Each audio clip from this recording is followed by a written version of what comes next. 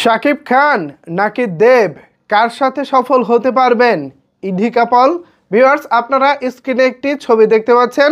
একপাশে শাকিব খান, একপাশে দেব, মাঝখানে হচ্ছে ইধি কাপাল।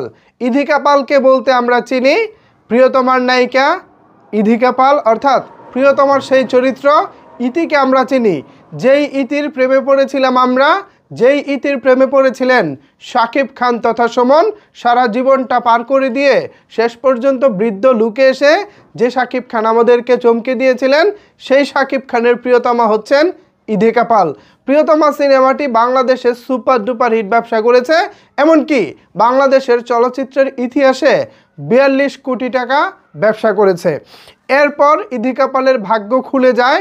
পরপর বেশ কিছু সিনেমার অফার চলে আসে তার কাছে। শুরুতে কিছু কিছু সিনেমা রিজেক্ট করে দিলেও যখন দেবের সিনেমার অফার আসে তখন তিনি আর দ্বিতীয়বার ভাবেননি। দেবের খাদান সিনেমায় সঙ্গে সঙ্গেই তিনি চুক্তিবদ্ধ হয়ে যান এবং ফলাফল আগামী ডিসেম্বরের 20 তারিখে মুক্তি পেতে চলেছে খাদান।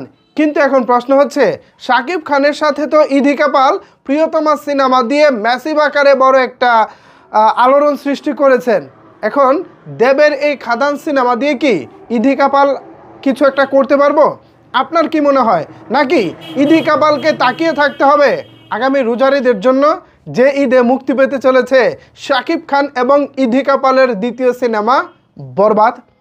আমার কেন জানি মনে হচ্ছে খাদান দিয়ে ইধি কাপালের ভাগ্যটা খুব একটা ঘুরবে না।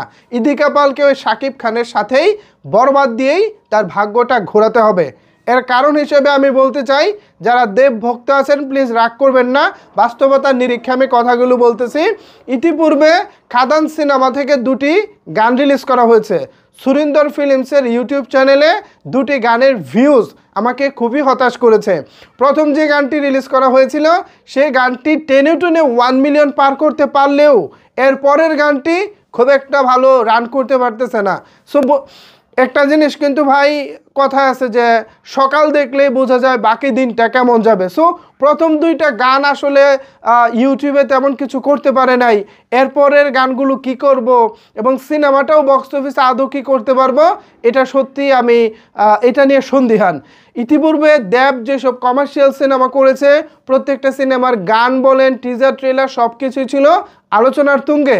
বাট খাদান সিনেমার টিজার নিয়ে যদিও কিছু আলোচনা হয়েছে, কিন্তু গানগুলো নিয়ে আহামরি কিছু আলোচনা হচ্ছে না, যা কিনা আমি একজন বাংলা সিনেমা প্রেমী হিসেবে খুবই ব্যথিত এবং খুবই মর্মাহত। আমি চাই ইধি কাপাল কলকাতায় একটি হিট সিনেমার দেখা পাক, সেটা খাদান দিয়ে।